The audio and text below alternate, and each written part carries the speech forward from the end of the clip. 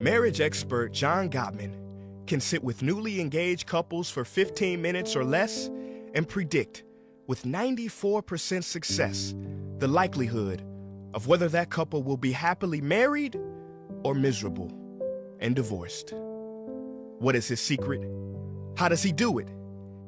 He says the key to relationship success does not lie in candlelight dinners. It is not found in trips to Paris or horse and carriage rides under moonlit skies. It is not found in getting your partner a different gift every other week. And it is not found during long walks on the beach.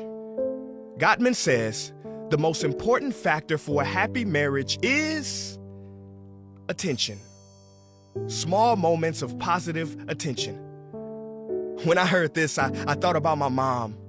See, when I was 6, she told me that it was the little things that make the big difference. And as I look back on my parents' failed marriage, I see that it was those little things that eventually became non-existent. And if you're watching this now, then I know it sounds reminiscent because it is all too common today on this planet that we take each other for granted. We don't know what we have until it's gone. We lose touch with those who mean so much by neglecting the things that are so small. Now look, if you want to book a limousine with a mariachi band inside to take your sweetheart on a helicopter ride, that's fine. But I have to mention, none of that compares to giving your consistent, undivided time and attention. Because lasting love, as Gottman said, is all about the small stuff. It's about looking to your partner and telling them, I love the way your hair looks in the morning. It's about sending a random I miss you text to tell them that they're in your heart and on your mind. It's about when they call you during the day, does your voice light up like a dream come true?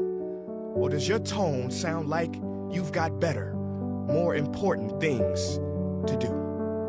It's about choosing praise over blame. It's about holding their hand when you know they are afraid, and you might be too, but you say, I'm here. It's gonna be okay. It's about pressing pause on your favorite show so they can tell you about their day. It's about making up funny nicknames. It's about complimenting a new hairstyle. It's about noticing the funny way their lips curl up when they smile. It's about the simple things like remembering that no matter how hard it gets or how much you argue, you're on the same team. It's about the simple bliss of watching a movie cuddled up in the bed. It's the gentle kiss right on the forehead. It's about the eye contact at the breakfast table, where due to the light hitting them at a certain angle, you notice a different shade or texture of their eyes. It's about those tight hugs from behind. It's about choosing to be kind instead of right all the time. It's the small gestures to show them they are truly treasured. It's not about the fancy dress-up dance clubs, because slow dancing in the kitchen wearing sweatpants is way better. It's about being weirdos together. It ain't always about making the heart melt.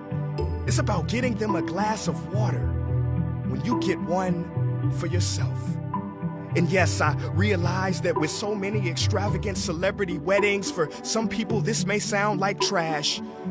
But if your partner doesn't feel seen, appreciated, or listened to without fear of judgment, then what kind of partnership do you have? It is said that 3 billion people in the world will go to bed hungry tonight. And there are 4 billion who will go to bed hungry for a single word of love and appreciation. If you have a malnourished partner, loved one, or friend, then please listen. I want you to feed them small acts of love and attention.